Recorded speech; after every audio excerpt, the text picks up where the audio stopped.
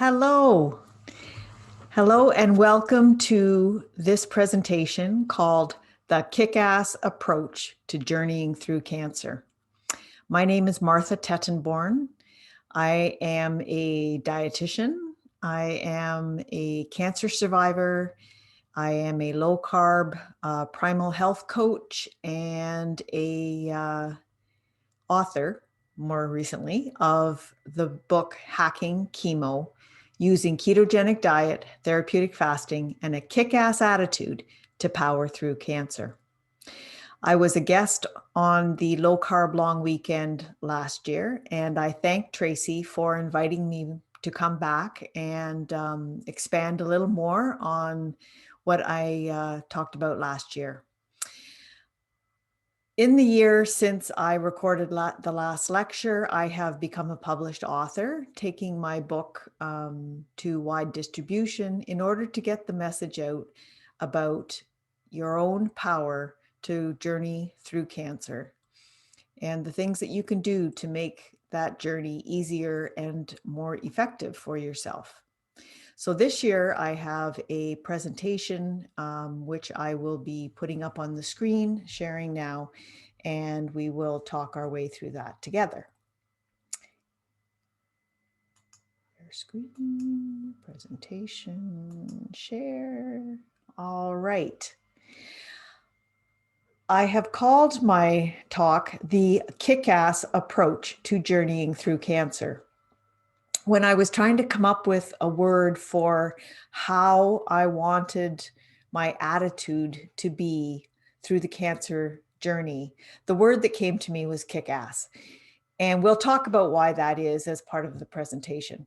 But I also realized that I could use the letters of kick-ass as a guide to take us through the some of the different facets of the cancer journey. So that's why we are called the Kick-Ass Approach to Journeying Through Cancer. I am a dietitian. I am a Primal Health Coach certified through the Primal Health Coach Institute. I am a 2.5-year cancer survivor from ovarian cancer. And I am currently developing my practice as a cancer doula to be able to support other people as they journey through cancer. Excuse me while I advance my slide. So, who am I to be talking about cancer nutrition? Well, this is a recap of my story. A couple of years ago, I was 58 years old. I was feeling absolutely awesome. I felt like I was totally on top of my game and on top of my world. I was working and living life to the fullest. I was taking no medications, hadn't taken anything for decades. My body felt good. Nothing ached. I had energy for all the things that I wanted to do. I was, say, working, volunteering, being physically active, gardening, looking after my life and my house and my family. I was sleeping well. I would wake every day without an alarm clock and feel refreshed. And that was despite nearing the end of the going through menopause process. I had good skin, good digestion, clear brain, and my goal, which I would tell anybody, was to live to 95 and die with my boots on. That was how I described my life. And I was living to my potential, I felt, in most ways of my life. Work-wise, I was self-employed as a contract dietitian in long-term care, working in geriatrics 3 days a week, part-time, which suited me just fine. And I had started a private practice to follow my passion into low-carb nutrition. And my target audience was people in their 50s and above who wanted to age awesomely and who shared my goal of living long, living awesome, and then dying really fast when the time came. And the people who needed that the most were the people of my generation, the baby boomers, the ones who had grown up through the advent of huge amounts of processed food in our diets. Then I was blindsided. I was hit with a cancer diagnosis, though it took a couple of months to figure that out, as it often does. I discovered a large bulge or bump in my abdomen one day when I laid down on my belly, and it turned out to be a 15-centimeter ovarian cyst. Immediately, they did the CA-125 blood test to determine whether it might be cancer, and the blood test was only slightly elevated. And because it's not a very good test, it's not a very accurate test in some cases, nobody suspected that there was any cancer involved. So over the next couple of months, I eventually got through referrals and so on, and I had it surgically removed. We made the choice to do that locally in my small town hospital with a gynecologist who went in and ruptured the cyst and deflated it, pulling out about 1.5 liters of fluid. So that's about 1.5 quarts. And then withdrawing the ruptured and deflated cyst itself, which turned out to be having both my ovaries and fallopian tubes removed. Everything else inside me looked good though. Unfortunately, the pathology revealed that it was cancer. It was a high-grade serous carcinoma, and I was diagnosed at stage 1, which is awesome because ovarian cancer is often diagnosed at late stage. And so I was really lucky that I was caught early. But it was also considered a spill, or because they had ruptured the cyst inside my abdomen. And so there was a good chance that cancer cells had been released into my abdominal cavity. And so I was referred to a regional cancer center where I met with a gynecological oncologist, and it was highly recommended that I get a full hysterectomy and that I have chemotherapy to address the possible escape of cancer cells into my abdominal cavity. So I had made the decision to have an intraperitoneal chemotherapy, which means that one of the chemo drugs was not put in through my veins. It was actually put directly into my abdominal cavity. It was just pumped in and sloshed around in there. So I had 6 rounds of paclitaxel and carboplatin chemotherapy. The carboplatin was put in through the peritoneal port and went directly into my abdomen. This was the best choice for the type of cancer that I had. And my theory at the time was, throw at me whatever you need to throw at me. Let's just do this once and get her done. So it was very much a, I'll take whatever. I'm not worried about how hard it's going to be on me. I'll take whatever. I only plan to do this once. Okay. But in the process of getting ready for that, that care path of surgery and chemotherapy, I did a deep dive into cancer and what I could do for myself to help make the cancer as unlikely to recur as possible. And what I discovered was mind-blowing, actually. I discovered that there was a altered metabolism in cancer cells. And I had no idea. Cancer does not burn energy the way normal healthy cells burn energy. Cancer is an obligate glucose burner. That means it can only burn sugar.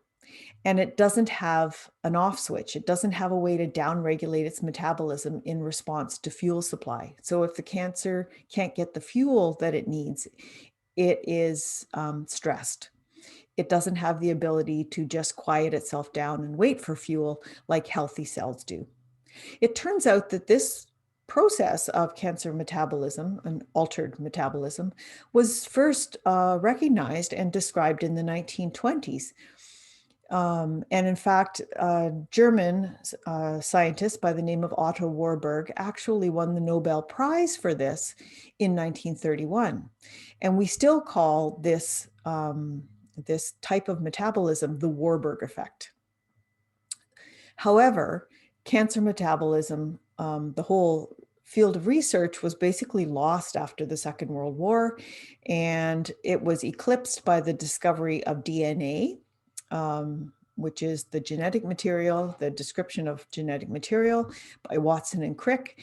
And subsequently, the whole field of cancer metabolism was lost until about the 1990s. The entire machinery of the cancer treatment industry sort of pivoted away from metabolism and focused on genetics, or what they call the somatic theory of cancer. It turns out that the mitochondria, which are the little fuel burning organelles inside each of our cells, are damaged or malformed in cancer, and they can't perform normal cellular respiration. In our healthy cells, we create the fuel that we need from raw materials in the mitochondria through a series of chemical steps. And we can burn sugar. Most of us burn sugar most of the time. We can also burn fatty acids, either from our fat stores or from our diet. And we can also burn ketone bodies, which are water-soluble fuel molecules that our body makes when carbohydrates are low in our fuel supply. The only fuels that cancer cells can use are glucose molecules, and that's because they do a much more ancient form of metabolism called fermentation.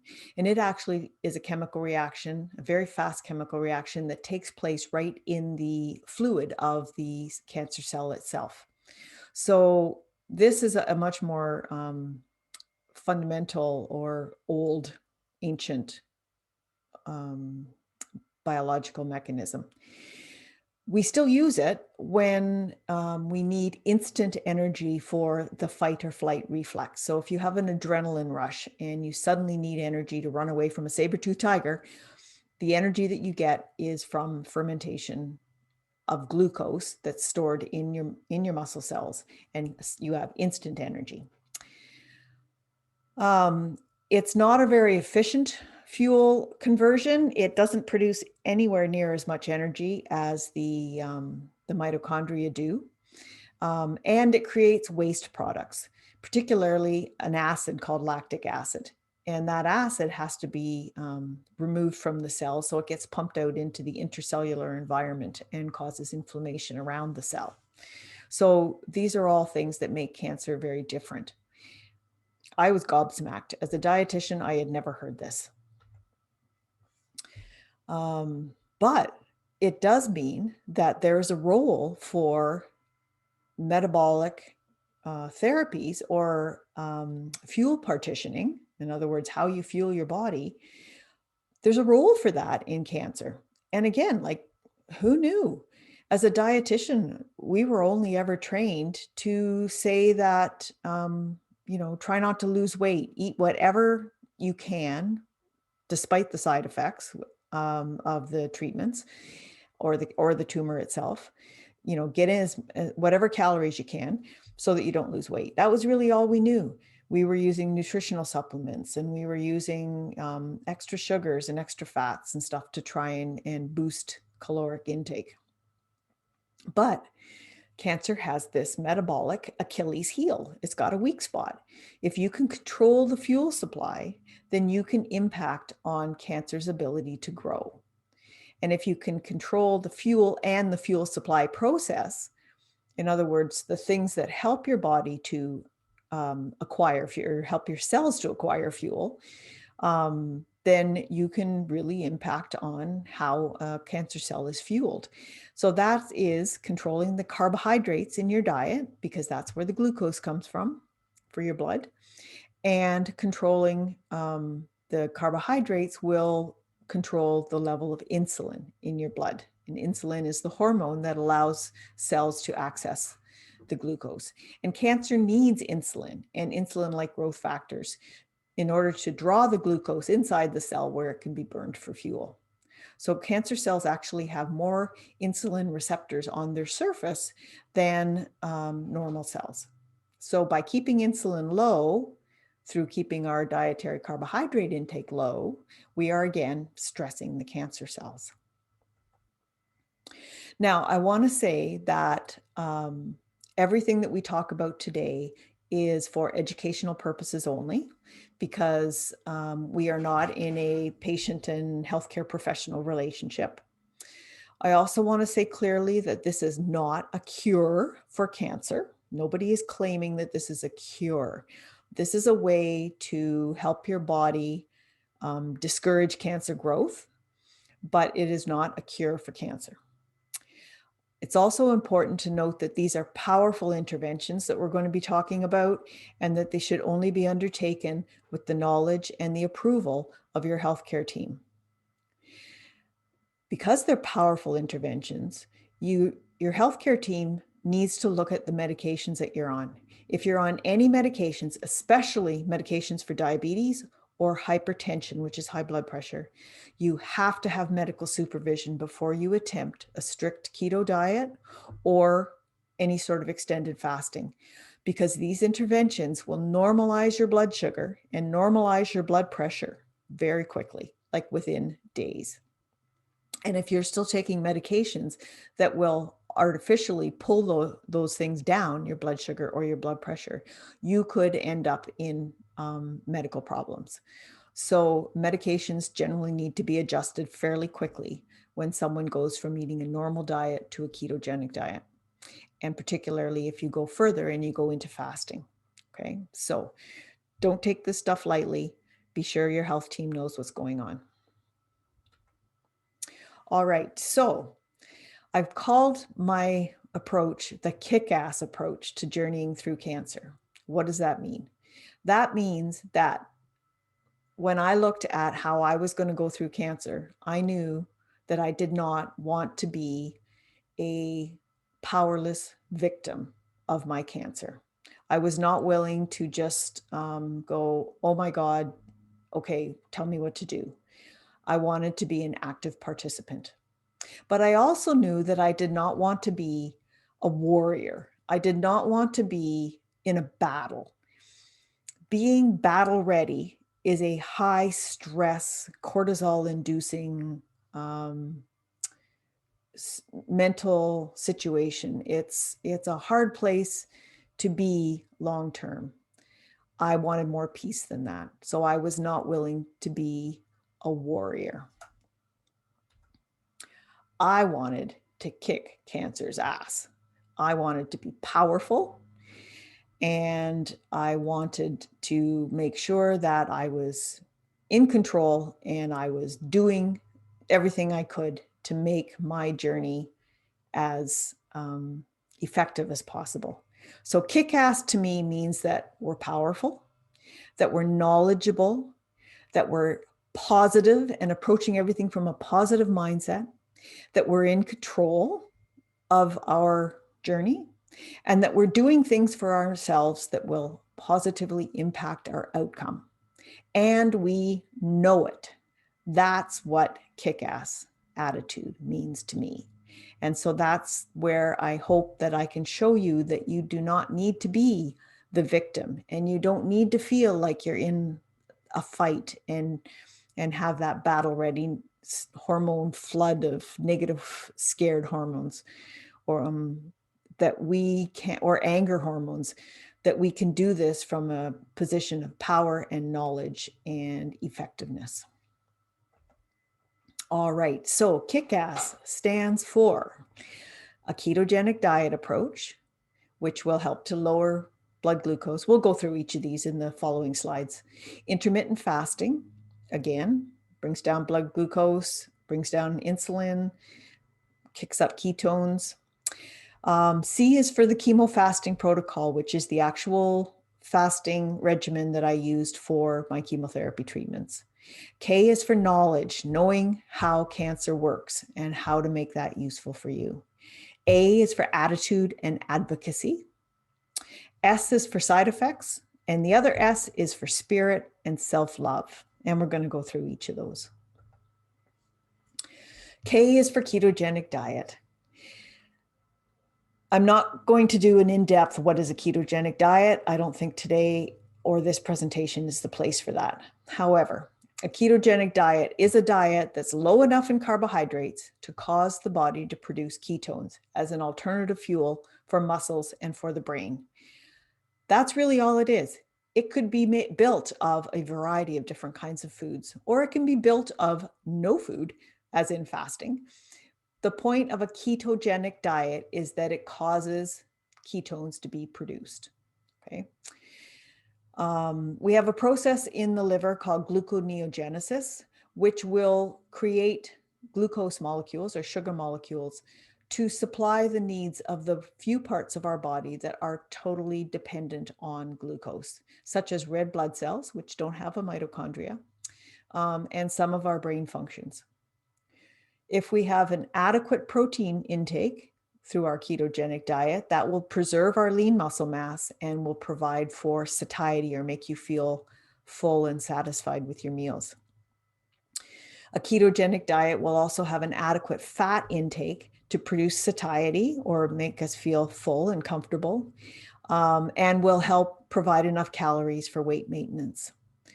Going through cancer treatment is not the time to be actively attempting to lose weight, though often it will happen as a function of the ketogenic diet. But it's not the time to be depriving your body of the things that it needs. However, keeping your carb and your sugar intake low, minimal, will prevent the blood sugar fluctuations that happen after high carb meals and will keep the circulating sugar and insulin levels very low. And that, as we've discussed, stresses the cancer cells. Insulin and insulin-like growth factor are also kept very low in circulation, and that prevents the cancer cells from getting the growth promoters that they need for expansion. This thought or theory is based on the work of Dr. Thomas Seyfried, and he describes what he calls the press pulse theory. So making the environment unsustainable for cancer cells, or making it difficult for cancer cells to get enough energy, is what he calls his press, as in applying pressure to stress the cancer cells. They're not getting everything they need to happily grow. And that's what we want. So the goal is to achieve and maintain moderate ketosis throughout treatment period. We want our beta hydroxybutyrate levels, or that's the ketone body that circulates in your blood. And that's the one that you test with blood testing. We want it to be somewhere between 0.5 and 3. Now that's not evidence-based. That's just a sort of a normal, healthy range for being in a ketogenic state. Okay, so it's not evidence-based specific to cancer. That's the sort of the general guidelines for a keto diet. I is for intermittent fasting. So periods of fasting drive the blood sugars and the insulin levels even lower, and that provides added stress on the cancer cells. So ideally, you do anywhere from 12 to 16 hours fasted every day. For most people, that means that you eat supper, you don't eat an evening snack, you sleep for 8 hours, you get up in the morning and you wait a few hours before you have breakfast. That's really all it means. You're sleeping through the bulk of that fasting time. So for example, if you finish dinner by 7 p.m. and you don't eat breakfast till 9 a.m., that's 14 hours. If you can wait till 11 and have more of a brunchy meal, that's 16 hours. It's really not that hard. If you can get used to having like a cup of coffee in the morning and then just getting busy, then 11 o'clock will roll around before you even know that you've missed it. Fasting for longer periods than that 14 to 16 hour window will promote a process called cellular autophagy, which is a house cleaning sort of process. The cells start to look around for damaged and redundant and extraneous bits and parts that they can break down and reuse for fuel. So it's like a house cleaning or a decluttering sort of process. Extended fasting, when you go past 24 hours, actually signals healthy cells to downregulate the unnecessary cellular processes and go into sort of a maintenance mode to await a new fuel supply. So our cellular processes settle down in our healthy cells. This is really important for what's coming ahead. I call it stealth mode. After about 48 hours of fasting, your human growth hormone levels and your norepinephrine levels, which is another hormone, increase. And that helps to preserve lean muscle mass. It's quite a dramatic increase, actually, and is one of the main benefits of the extended fast. All right, C is for the chemo fasting protocol.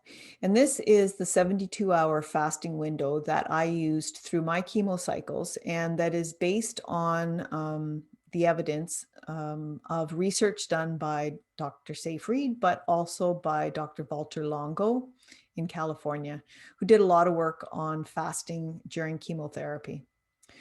So using the 72-hour supported fast, during each chemo cycle helps to downregulate and protect the healthy cells from the side effects of the chemo drugs. Chemo drugs are basically drugs that are targeted at fast metabolism because cancer has no off switch. And so if you can downregulate and quiet down your healthy cells so that they are not in an active metabolism mode, then you can actually make them kind of invisible to the chemotherapy. And so you get fewer side effects because the side effects happen when the chemo hits your healthy cells. So that's what we're trying to do with the fasting protocol. Fasting for the 72-hour period also drives your blood sugars way down. It drives your insulin down, it drives your ketones up, and that further stresses the cancer cells. So that's that press, Dr. Seyfried's press. And they are in that stressed situation when you give them the treatment, which is the pulse. So the press pulse is basically hit them while they're down. And that's the pulse is the chemotherapy, or it could be an alternate therapy. It could be radiation. It could be high dose vitamin C or hormone therapy or immune therapies. What happens is it reduces most of the GI side effects. Having an empty belly and having everything in there kind of down-regulated means that you have minimal nausea, emesis, mouth sores, and the chemo-induced diarrhea and gut pains that you tend to get from the chemotherapy. My personal experience was minimal nausea, almost none, despite not a lot of medications. No emesis ever through 6 chemo treatments, no mouth sores, no diarrhea. In fact, I got into issues with constipation, minimal gut pain. So it was really quite dramatic. And each chemo treatment that I did, I had fewer side effects than the one before. And that's the opposite to what is expected with chemotherapy, because normally it's cumulative. So each one becomes harder than the one before. Using the fasting protocol also allows for a reduced need for the adjunctive medications or the additional meds that address the side effects, like the anti-nausea meds, the anti-inflammatory meds, and the pain meds that people take around chemotherapy to deal with the side effects. Ideally, the chemo fasting protocol is for a 36-hour fast prior to chemo. That's to downregulate your cells, to downregulate the sugars and the insulin levels, bump up your ketones, but mainly to put your healthy cells into stealth mode. And then 24 hours after the end of your chemo protocol, so that those cells stay quiet while the active chemo is in your system. Supported means that you can use things like a defatted bone broth and non-caloric beverages like coffee and tea and herbal teas, water, bubbly waters, but not diet soda, not things with sweeteners in them. Okay. Sweeteners or the sweet taste in things, even if they don't have calories, can produce what's called a cephalic response, which means your very smart body is expecting something sweet to be coming, expecting sugar, and therefore releases insulin into the bloodstream. And you don't want that to happen. So no sweeteners, no sugars during the fast. The other K is for knowledge. And knowledge is just knowing sort of what cancer is, how it works, and how you can put that to work for yourself. So I'm just quickly going to go through the hallmarks of cancer. What makes cancer different? This was described by Hanahan and Weinberg in 2000 and then was revised again in 2011. And it's a really great list of what makes cancer unique. Okay. So the first one is sustaining proliferative signaling, which means sustaining growth independent of outside factors. So that's that inability to turn off. Okay. Secondly, it evades any sort of suppressors. It doesn't respond to the usual factors that control growth, like fuel supply. It resists cell death. In other words, it doesn't respond to signals for apoptosis or programmed cell death like a normal cell would. It replicates immortality.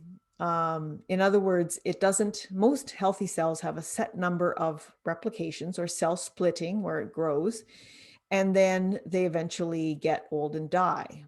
But cancer cells seem to be immortal. They don't have a set number of replications. They can keep dividing over and over and over again. Cancer also has the ability to induce angiogenesis. And what that means is that it can promote and attract a new blood supply for itself.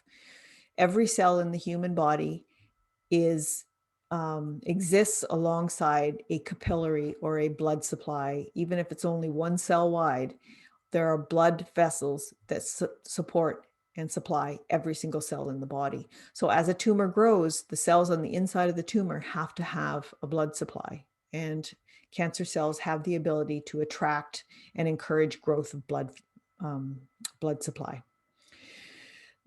Cancer also has the ability to activate invasion into other tissues and metastasis. So invasion is local growth where it starts to expand past its boundaries and into the space occupied by other tissue. And metastasis is remote growth, or when cells break off and can go and seed tumors in other parts of the body. In 2011, the list was amended or added to with the final two hallmarks. And that was the description and the understanding of the damaged mitochondria and the preferential use of the fermentation process and lactic acid production, as opposed to normal mitochondrial cell development. And the last one was evading immune destruction. So they actually have the ability to not be destroyed by the immune system. Okay. It's important to remember in all these hallmarks that cancer is not something that came in from the outside. It's not like a bacteria or a virus that has invaded your body from outside. Cancer is our own cells. It's us, but it's misguided in how the cells operate. So that makes it very different from infections and other disease processes where something has been introduced to us. Cancer is us. A is for attitude. And attitude is hugely important in how we approach any sort of challenge in life, but particularly a disease process. You are in control of your attitude. Nobody else can control your attitude. It is the one thing, no matter what else happens around you, that you have control over. Nobody can take it away from you. So you get to choose what message you are going to convey to the outer world about your health journey. That goes back to the idea of not being a victim, not necessarily being a warrior, certainly not on an ongoing basis, but having that kick-ass attitude. You also need to understand that you are not responsible for how others react to your cancer journey. You have to be gracious of others. There will be people in your life who will back away from you and break contact when you go through a cancer process. And that can be a little surprising and sometimes hurtful, but we don't know what that person's history is. We don't know what they have experienced and what sort of emotions someone's cancer journey will dredge up for them. Perhaps they've lost a parent, perhaps they've lost a loved one, perhaps they've dealt with it themselves and they just can't, they can't emotionally be there for you.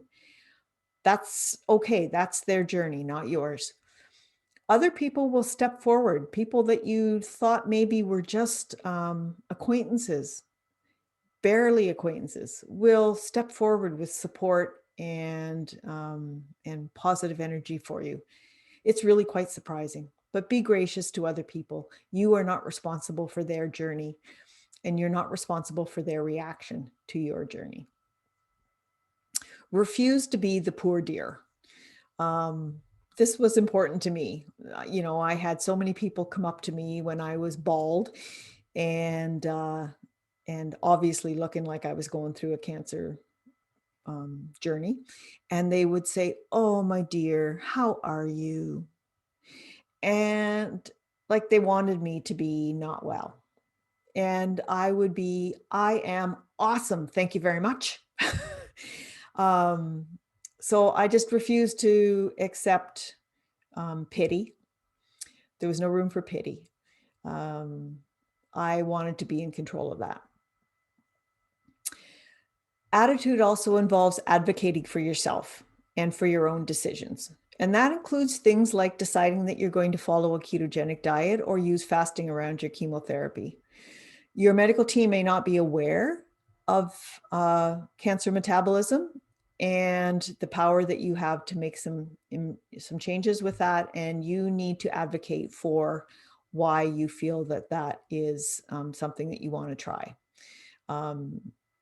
You can describe for them or for yourself what are the risks and what sort of help do you need to reduce or minimize those risks as you go through cancer.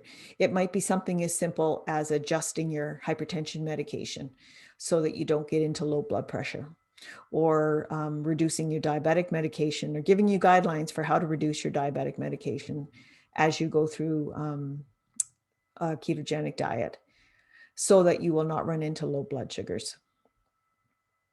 As much as we talk about keeping your glucose low and your insulin low, you can't have zero glucose and you can't have zero insulin. You would die. So those aren't the goals of treatment. The goal is low, stable, avoid spikes. And too low will cause all kinds of problems with hypoglycemic reactions. And that's where you need the help of your physician or your physician team. Okay. Also, in terms of attitude and advocacy, surround yourself with a circle of care. Allow others to help you. I struggled with that. I'm very much I'm the doer, I'm in control, and I really struggled with being vulnerable and letting people help me. But it is something that I had to learn. And so it's something that I advocate for others. When you're strong again, you can pay it back, you can pay it forward, but while you're needing it, be willing to accept it.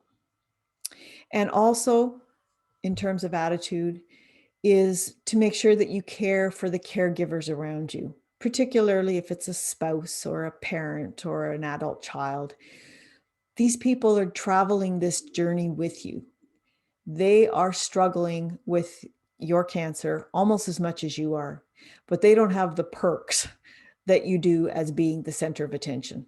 They are on the periphery, and it's important to acknowledge them, to show them love, to respect them and their boundaries. I always say, you know, you're a partner in this. You're not a princess. My husband would go out in the middle of a snowstorm and drive to town to get me a medication that I needed at 11 o'clock at night, if that was necessary.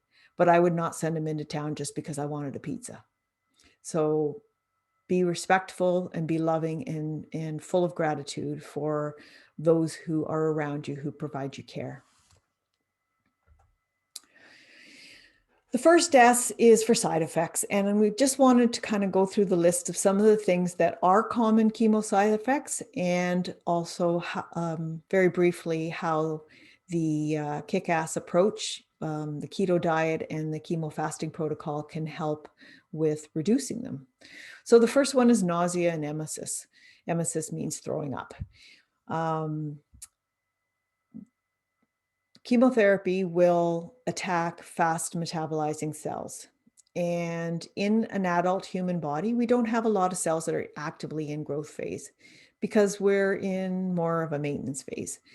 But the cells that are still actively growing are the ones that can be targeted by the chemo, and that's why we get specific side effects in specific places. So the entire GI tract is lined with cells that regenerate fairly rapidly. So that's a growth area in the human body for adults. And that's why things like mouth sores and nausea and diarrhea and constipation can be a real problem. The medications are poison. They're basically poison that is targeted to kill the cancer cells without killing the host. So we really want to try and make the host as minimally impacted as possible. That's us. That's the healthy parts of our body. Frequent joint aches and pains can be a problem. Again, we have fluid in our joints, and we can get inflammatory processes in our joints. So that's often a common side effect. Peripheral neuropathy is damage to the nerves that provide our sensations in our extremities, our fingers and toes in particular. And this is a common chemo side effect, that the nerves can be damaged. I was terrified of getting peripheral neuropathy because sometimes the damage can be quite long lasting, like months. And I was terrified of losing the ability to use my hands. I never experienced a thing in terms of peripheral neuropathy. So I was asked every time I went in for appointments whether I was noticing any tingling in my hands or feet, and absolutely nothing. The only thing I noticed was a tiny bit of tingling along the sides of my tongue. That was the only place. Nothing else ever resonated at all. Your hair follicles are a part of your body that is actively growing all the time, and therefore they get hit up by the chemotherapy. And I mean, I experienced full hair loss. That's not a big deal. I mean, it's a big deal emotionally, and it certainly labels you as a cancer journeyer, but it comes back. And so I don't consider it to be the hardest part by any stretch. It was winter in Canada when I was going through chemo, and I wore a toque. I didn't bother with wigs or anything. That just isn't me. But I wore a hat around the clock, sleeping, work, everything. I had a knitted wool hat on all the time to keep my head warm. The other big kind of growth area for adults is our bone marrow. So inside the long bones of our body, we have this factory that produces all of the blood components, white blood cells, red blood cells, all the immune system cells that provide us with our immune system for fighting off infection. So when chemotherapy is active in the body, you will get a suppression of that growth ability in your bone marrow, and that reflects in your blood values. You can become anemic with a lack of red blood cells, and your immune system will be depressed, and the platelets, or the clotting ability of your blood, will be depressed as well. Again, I did have a suppression in my labs. It was never low enough that I was unable to have the next chemo treatment. It was never low enough that I was required to take any additional medications, such as Neupogen or the immune boosters. I didn't require any of that. And for that, I give some credit to the fasting protocol as well. Brain fog, or what they call chemo brain, is a common side effect, and that would have a lot to do with the fuel partitioning and the general inflammatory process that can go on with the chemo drugs circulating in your system. I found that I did not suffer chemo brain. And I really think that a lot of that had to do with the fact that I was in ketosis for the entire 5 months that I was in chemo. And I was able to nourish my brain with ketones. The brain loves running on ketones, by the way. It probably uses ketones better than it uses glucose.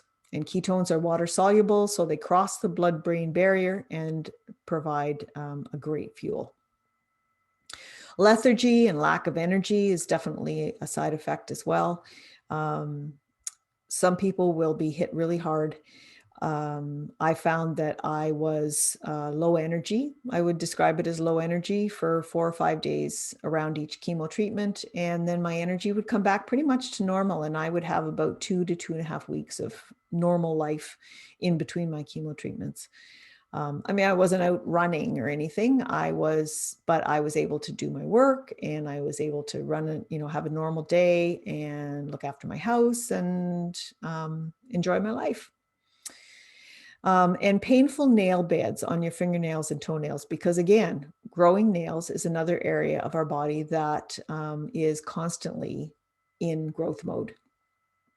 So often there will be pain in the nail beds, and there might be some alteration to your fingernails or toenails based on chemotherapy. So those are some of the side effects, and how using the keto fast or the chemo fasting protocol and the keto diet really can impact on almost all of them. And the last S is for spirit and self-love. And this kind of goes back to the attitude idea, but it's a little more internal, I guess.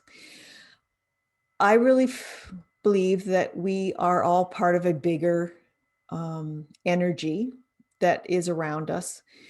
Some people call it universal energy. Some people call it God. Some people call it nature.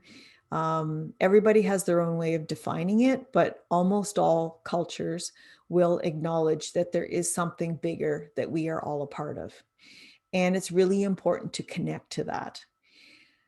You can connect to it by getting outside, by breathing outside air, by connecting with the earth, with bare skin. Put your bare feet on the ground if you can. Forest bathe, go hiking, walk in nature, sit near water, particularly moving water if you have it, whether it's a lapping lake or a moving river, the ocean, waterfalls, listen to bird song, just be out in nature and breathing in nature. Spend time in prayer or in some sort of meditation. Open your heart, open your mind, and invite healing into your body. Open yourself to the energy of the universe, however you understand that. Surround yourself with people that give you strength and add beauty to your life. Try to avoid people or situations that put you in a state of fear or anger or negativity, because those emotions have a physical effect on your body. Whether it's through washing you with hormones or just thoughts, being positive and looking for the good in everything, being incredibly grateful for everything is, I believe, a really powerful health intervention. Love your body. Love it. Don't be angry with it. Don't be disappointed in it. Don't hate it. Love your body. It has incredible strength. It has incredible healing power. We need to provide love. We are so many of us so good at being negative about our own body and self-talking ourselves into hating our bodies, whether it's because it's not physically perfect or cosmetically perfect, or it's jiggly, or it's creaky, or it's old, or whatever. Love it. And love your cancer. Remember that cancer is you. It's your own cells. You need to let them go.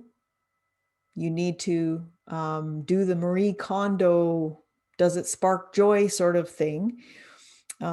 She's the cleaning up, the decluttering guru. And she says, when you look at something in your life, ask yourself if it's bringing you joy. And if it's not, thank it for its part in your life and then let it go. And that's kind of how I approached my cancer as well. Thank you for being a part of my life, for bringing me, particularly me, because of the book and because of the things I've learned. It's brought me to a whole new place in my understanding. So thank you, but don't come back. I can let you go now. Remember that you have a great deal of power in this process. You are powerful beyond measure. And that quote comes from a statement, a poem by Marianne Williamson. And it goes like this: our deepest fear is not that we are inadequate. Our deepest fear is that we are powerful beyond measure. It is our light, not our darkness, that most frightens us. We ask ourselves, who am I to be brilliant, gorgeous, talented, fabulous? Actually, who are you not to be? Remember that. You have power, power beyond measure. You have the right to be light, to be brilliant, gorgeous, and fabulous. That brings me to the end of the Kick-Ass presentation. If you're interested in more information on my approach, I have a website that includes my blog and links to my book and information about how you can work with me. It's at marthatettenborn.com. I also have a Facebook page called Powerful Beyond Measure. And the book is available on Amazon and in wide distribution as both an ebook and a paperback. The links for it are available on my website if you're interested in working outside of Amazon, or it's available on all the Amazon platforms. So thank you very much for your interest. Thank you for Tracy inviting me back to be a speaker again this year. I wish for you all the absolute best health, and I wish for you all a understanding of your power and that you can be well.